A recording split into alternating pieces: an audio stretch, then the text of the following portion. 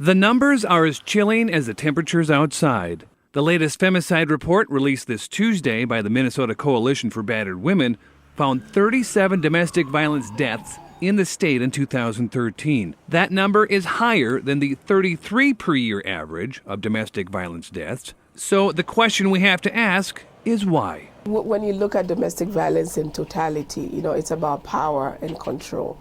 And so when the abuser really feels like they are going to lose that control, that really is the time when it escalates to the point where they just lose it. So I think it's just the feeling that they are no longer going to be in control. So, what can be done to help spread awareness, or why is domestic violence not talked about more?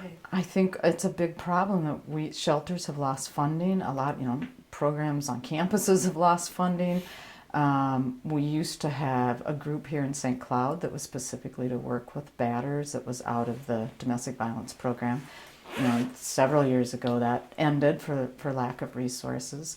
So we have to continue to see it as a priority in a number of ways, but that also means people power and funding programs that work with this. Well, personally, even one person I think is high, so I know when you talk to statisticians or politicians, they want to know, how high is high. And for me, 4 is still too many.